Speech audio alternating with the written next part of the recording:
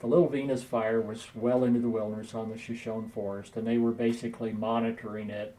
It was in some probably dead timber they were hoping would burn anyway, and so they weren't actively fighting it, they were monitoring it. And it had been going on for quite some time, well into the wilderness. And later in the summer, they had some critical fire weather one day, and the fire blew up. When that thing finally decided to go, when it got to that point, there was nothing they were going to do about it. It just come down the river, and you know, and it was scary because we knew there were people up there. Myself and another kid, Tom, were the local resources that were attached to the fire use module that was hiking into the fire that day that it blew up. They were on their way in, couldn't get good radio contact. They had an outfitter ahead of them with pack animals and those kind of things, and the fire blew up. They got the pack animals and those people out, but those 8 firefighters ended up going into what we call fire shelters, with the aluminum foil shelter basically, which is basically a last ditch effort to save their lives. People never want to be in a deployment. Firefighters, I remember people saying, I never thought this would happen to me. It's happening. Of course, that's running through my mind too, but when we got to a point where we realized we were in trouble, somebody yells deploy or somebody talks about it, and we're deploying, but before that, people already had pulled their shelter out of their pack and had it in their hands, so they knew it was coming. And the one person that was separate, she was, I don't know if she had just had a little bit of foresight to know that it was going to happen and picked her spot, to just get out of there ahead of time. We were dealing with the chaos of getting a packer with a pack string out of there. It was packing our supplies. We're cutting lead ropes to separate the horses so they can run better, help chase mules and horses, load with packs out of the area. And so the 9 of us got wrapped up in that. So when we picked our site to deploy, we'd cross the river, not a trail crossing, just because we knew we had to try and outflank the fire, get away from it making its run at us. And we just realized we couldn't because there was already fire up the other drainage in Anderson. Everybody pretty much deployed at the same time, other than a couple individuals that ended up just kind of cowering behind rocks because it was a spot fire that put us in our shelters initially, not the main front of the fire. So it was just an ember landed out there and torched up a big group of trees right next to us. And so we went into the shelters and then came back out and did better site prep. Burn off as much material as we could before the main fire front got there. Put out fires that were in our deployment site, group people together, and we had some shelters that were ripped, so we put them in the middle and kind of surrounded them to try and provide more protection. So I don't know that it's ever one specific way that it happens because it is such chaos, but it's a success when you have everybody deploy together, and we were pretty fortunate we got 9 of the 10 because most of us didn't know each other before that. What's being in a fire shelter like? I'm sure it's different for everyone. It's the most intense moment of my life for sure. Sounds like a freight train initially. It's so loud you can't hear the person that you're bumping elbows next to because you deploy right together, and you can't hear them during the main event. The heat plus the training that you had, everybody comes out with burns. So when you're feeling that heat, it's so intense, you think that you're having burns take place as well, which in fact we didn't. We were very fortunate. A number of us remember passing out due to probably just lack of oxygen, because all the oxygen consumed out of the atmosphere. So most of us remember passing out at some point. Don't know how long or anything, but very intense moment, but a very emotional moment when it's all done. I had actually gotten off work for the afternoon and was headed out to my brother's for a barbecue. I could see that the fire was putting up way more smoke than it ever had previously in the summer. Started hearing some traffic that all available Shoshone Forest resources, please respond to the Jack Creek trailhead. And then I started hearing some traffic on the radio from the people that had actually gone into fire shelters. So I called the assistant fire management officer and I said, Rick, I don't know what's going on in Meeteetse, but you want me to respond and help however I can, provide some supervision. He said, please. So I ran back and got my district vehicle, put on my fire clothes and ran down there. Well, in the trip down there, during all of this, I started hearing radio traffic, and the young man that came on the radio was a full-time employee, seasonal firefighter for the Shoshone Forest, but he's also one of our volunteers in Cody. Know him well. He's one of those people that never gets excited on the radio. He's very professional with his radio stuff, and you could tell he was very upset. And he was having difficulty getting anybody on the radio, but I could understand him to say, we've been burned over, there's been a burn over, and I need to know how many people are at the Jack Trick Trailhead, because he was wondering whether or not the outfitter and his nephew had made it down there safely. And then they were also missing one of their crew members, because she had actually gotten separated and sheltered in a different location. And she was fine, but they didn't know it, and they couldn't get a hold of her on the radio. So anyway, he was asking about that, and then he said, and I want ambulances and air flight available, because he didn't know who may have been injured. He knew that the other individuals with him were all basically all right, but he didn't know. And I could hear the panic in his voice. And my heart just went into my throat. I mean, it's like, oh my gosh, you know. So I get down there, and then we start hearing some more traffic. They got a helicopter up that was able to communicate with them. They finally found the other gal, that she was okay. The outfitter and the nephew had made it back, so no serious injuries of any kind, and no fatalities, but just a very scary situation. We had to leave our fire shelters in place, weigh them down with rocks, because there was going to be an investigation. They want to learn from mistakes that were made to get into that situation, and also learn from the successes that come out of a situation like that. There was obviously a number of mistakes made, because we ended up being entrapped by a fire, which we never want to do, and we hope that it's always preventable, but there was also some good successes. We had 10 people that deployed in fire shelters, and no serious injuries and no fatalities. So they wanted to learn why.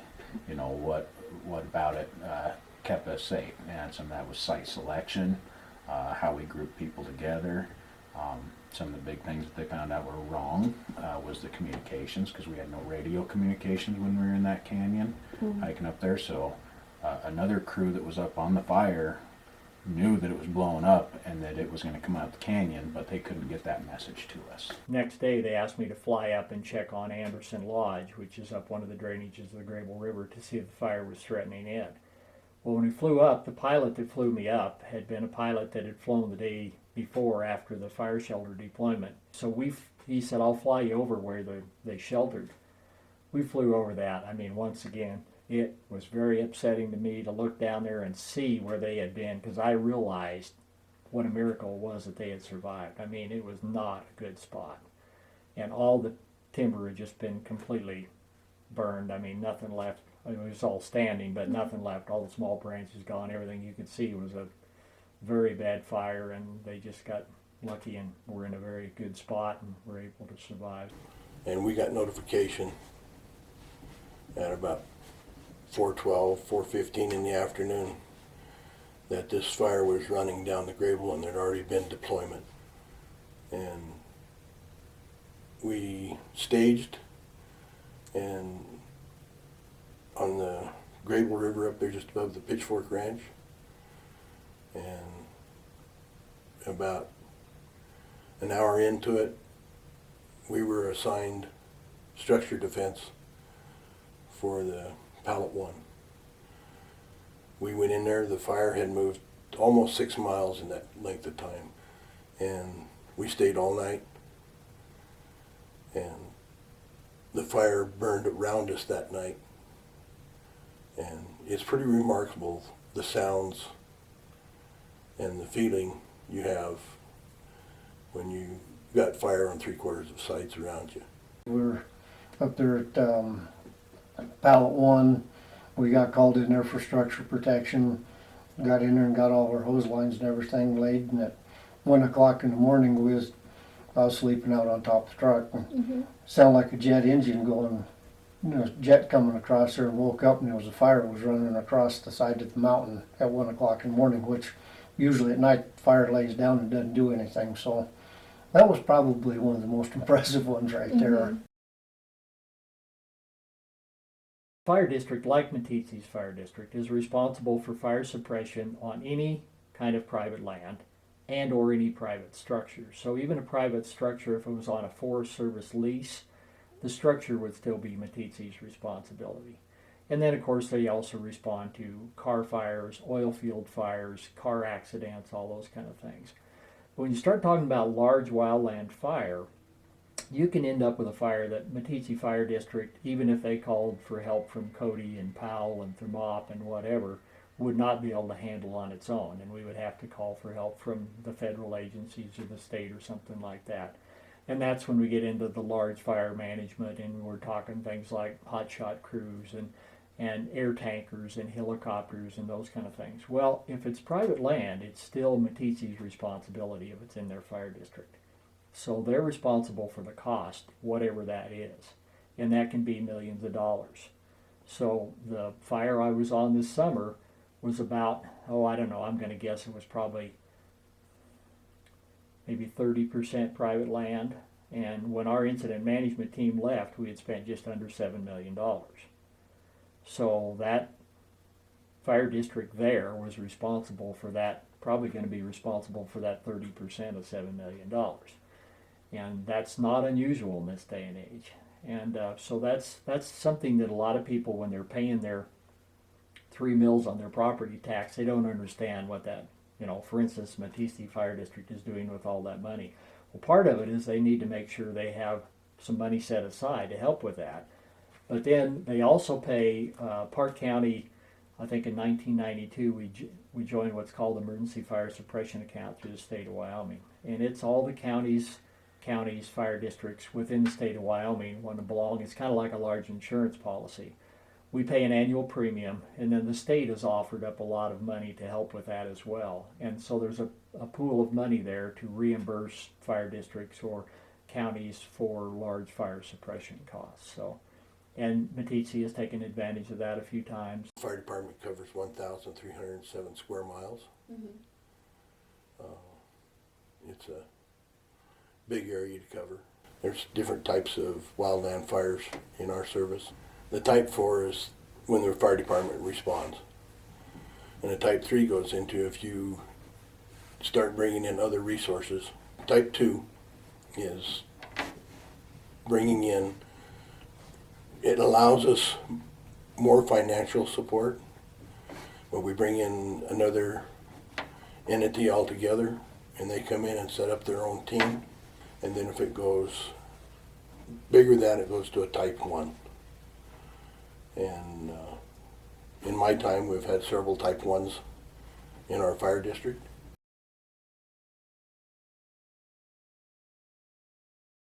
The first ones to always make it to the fires, typically, if they're anywhere close to a roadway, is going to be the volunteers. But there's many times where I hiked in to the fire, it was a half-hour hike or whatever, to relieve them. They'd already caught the fire, and we just kind of came in to mop it up and let them go back to their normal day jobs.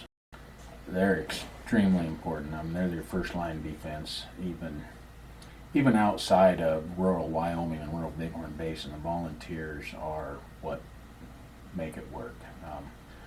I know for a fact in the Bighorn Basin, I would say pretty easily at least half of our fires that we get would be large fires if it wasn't for the volunteers getting to them first. They have such a quick response, and their backgrounds are in more than just dealing with fire.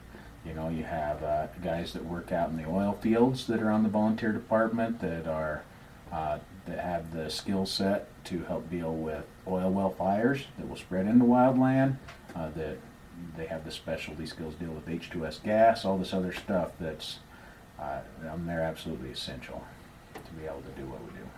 The community cannot afford a paid fire department, so it is the volunteers. 85% of the nation has volunteer firefighters that serve the public, and it is of vital importance to the community because it is one of their last defenses for assistance. The town, cannot afford, and probably the county too, afford to have paid people, because you have to have 3 to 4 people on every shift, 2 to 3 shifts a day, 7 days a week, and people to fill in for vacations and sick time and stuff like that. So it would cost a lot of money if you didn't have volunteers. Volunteer firefighters are absolutely essential because of the numbers that it takes to be effective on a scene.